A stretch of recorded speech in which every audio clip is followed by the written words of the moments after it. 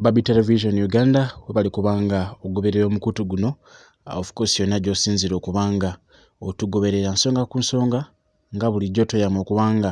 atuzikutuusaako awatali kulemesebwa kwonna era nga bingi nnyo bye tutera kutuusaako nga we tweyama kubeera n'obuvunaanyizibwa bw'okutuusaako buli kimu ekigenda mu maaso mu ggwanga lyattu erya Uganda naddala mu kibiina kyaffe ekya National Unity Platform. Olunaku olwaleero Honorable Ssenyonyi avuddeyo n'atangazamukko ku bannayuganda ku ebyo ebitambula ku mitimbagano ennaku bbiri eziyise nga balaganga Honorable Ssenyonyi bwe yalya ensimbi eziwererako ddala billions 2 ku nsonga ya Cosase. Jjukira nti yabadde chairman wa Cosase mwaka oguwedde ndowooza nga tannaweebwa bwa leader of opposition yakola okunoonyereza ku Entebbe International Airport nga kossa ne Uganda Airlines okutwaliza awamu era ye ne ttiimu ye jjukira nti yabadde chairman wa Cosase ebbanga lye yamala yaweebwa omulimu gw'okubanga anoonyereza ku ki ekigenda mu maaso ku Entebbe International Airport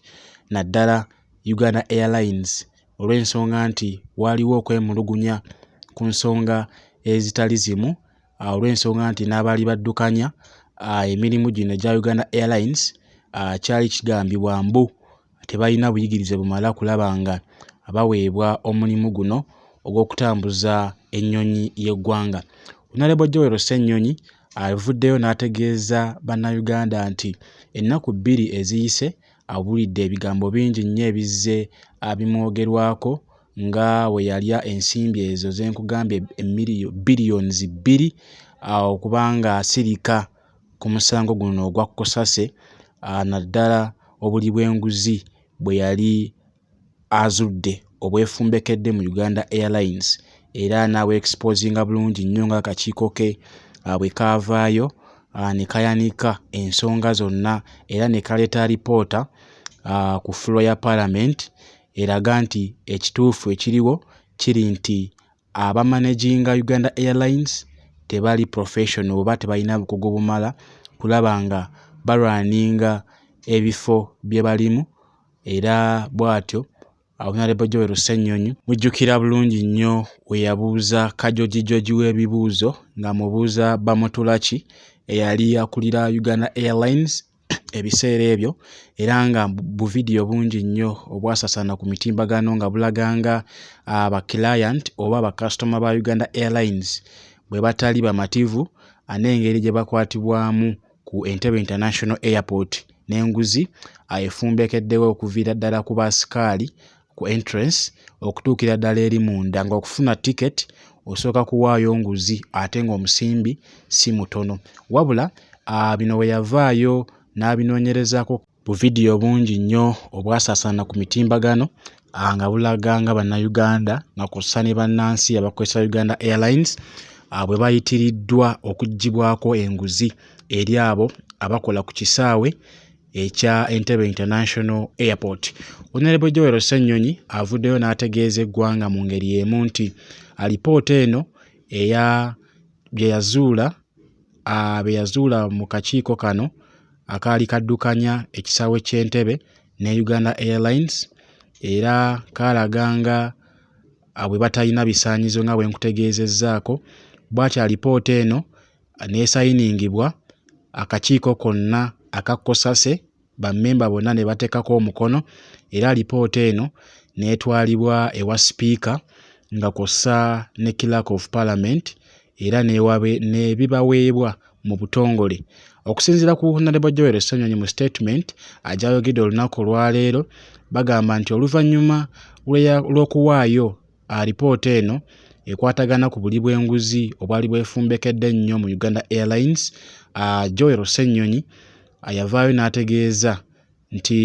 alipoota eno erina okuteekebwa ku parliamentary portal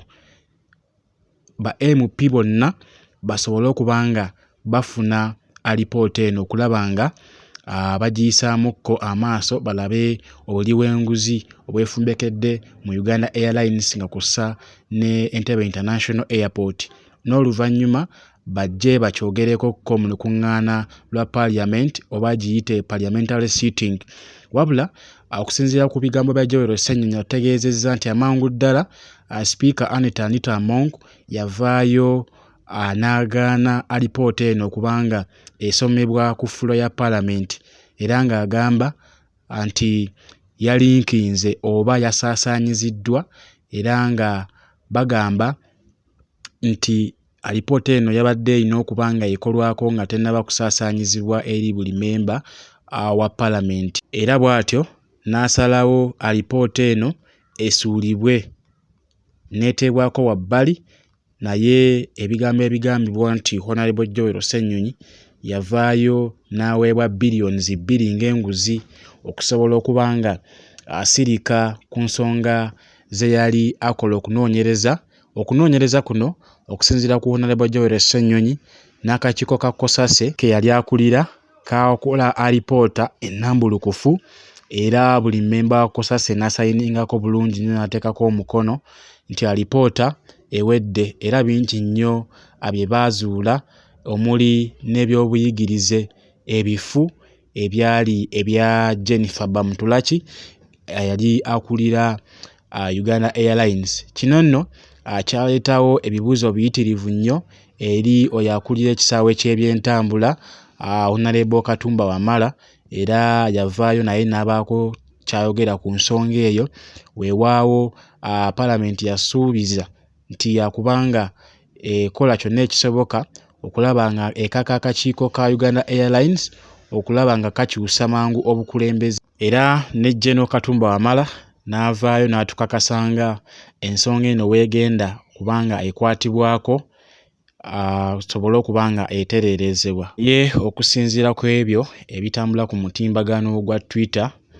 Honorable Joel Ssenyonyi avuddeyo n'akakasiza ddala eggwanga nti bifu